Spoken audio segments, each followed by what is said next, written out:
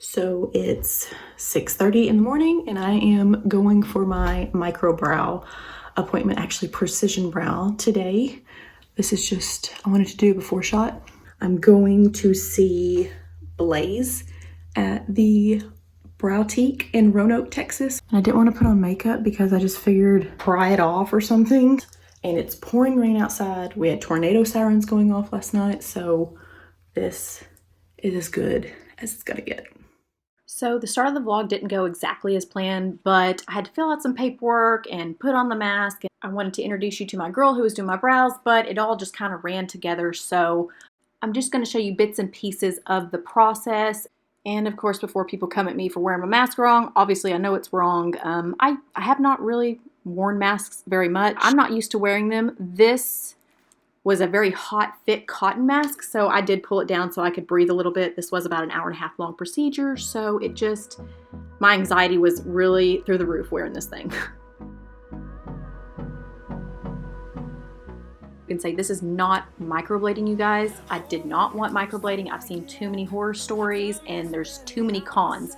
So this is what they call powder brows, precision brows, blended brows. I've seen several different names, but it is with a machine, as you can see right here. And it is similar to microblading, but the pros, it's better for oily skin, sensitive skin, mostly all skin types. And it's just more softer, more realistic, more natural looking. It doesn't tear up your eyebrows as much as microblading does. So I did a lot of research in this, found these girls, especially on their Instagram. We're going to talk a little bit about that. Double the research. Yes. Make sure. Like, and social media is like big to me. So yeah, you got to find someone that's hyped up because that means they know their shit. Absolutely. So your owner, Carrie or whatever, I seen that her Instagram page and I was like, okay, I'm going to check out. And then the more I looked, I mean, the more positive and good reviews I started seeing. That's why I get people all the time saying they love our Instagrams, because not all of us do the same brows. Yes. Not all of us have the same exact aesthetic, but all of us were trained by the same person. Yeah. I always try to stay a little bit more natural, but all of us are capable. Yes, exactly. Of doing.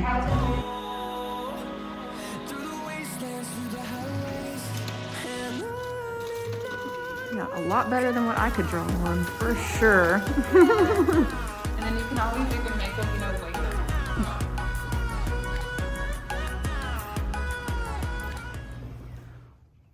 So I'm back home. We had about an hour-and-a-half drive from where I went and got my brows done at the BROWTIQUE in Roanoke.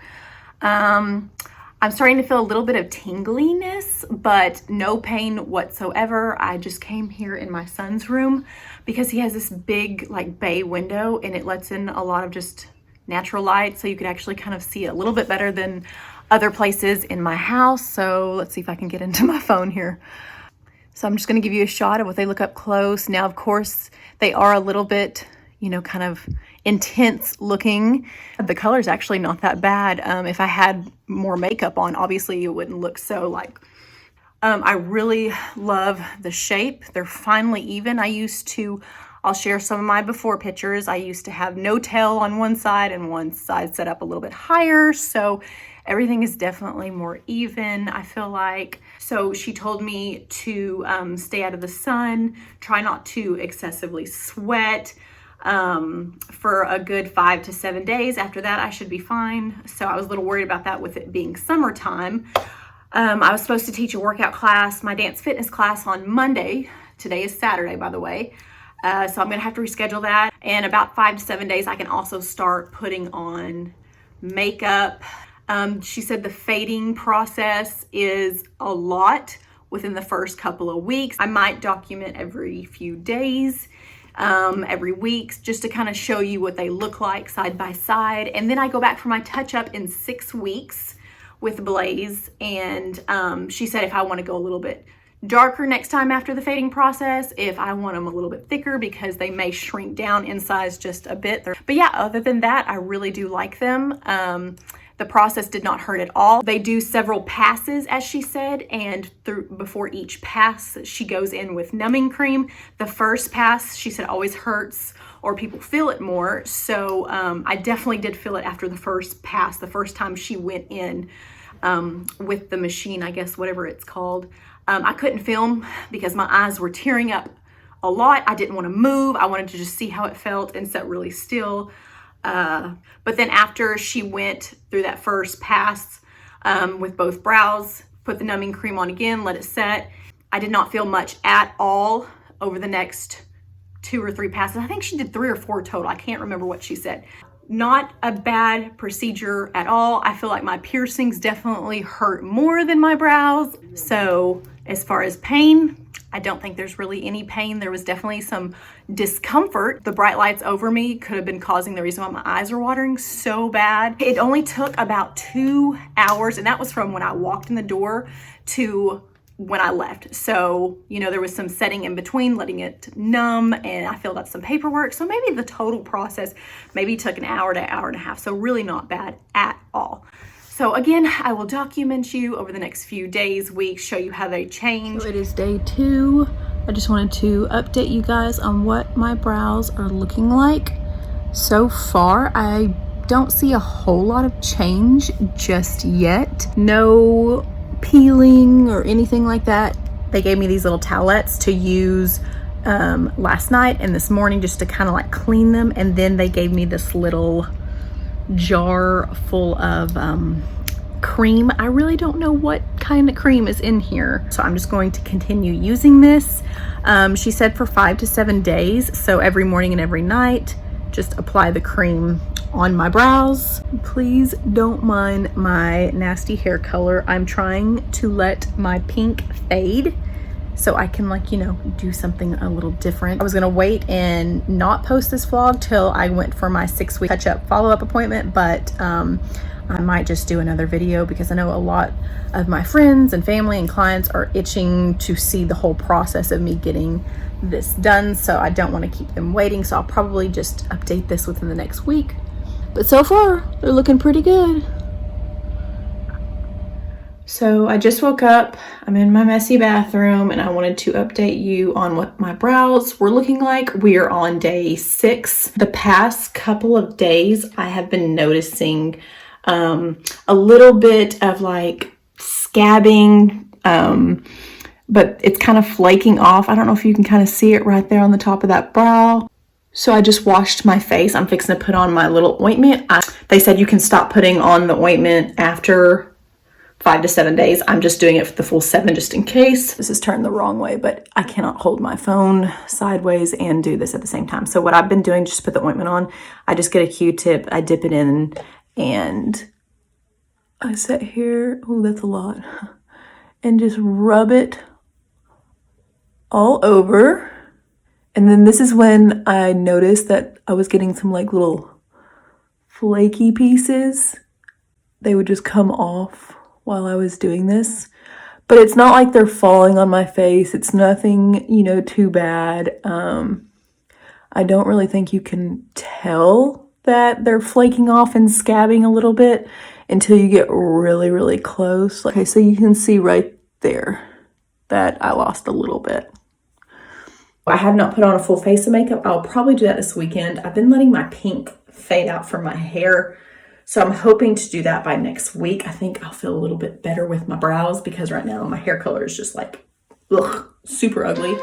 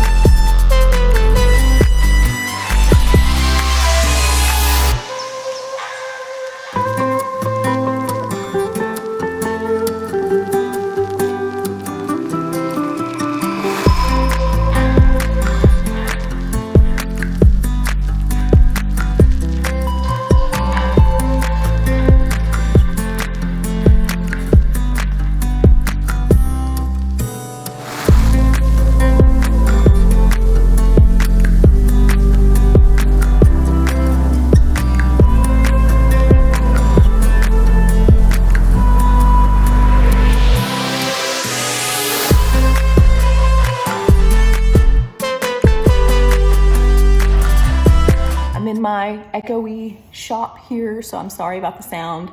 I just wanted to make this ending really quick before I start my day. So I just wanted to end this vlog doing a little bit of makeup and showing you guys how easy it is now. Again, I did not have hardly any peeling or scarring or any crazy issues. I'm gonna give you an up close shot here.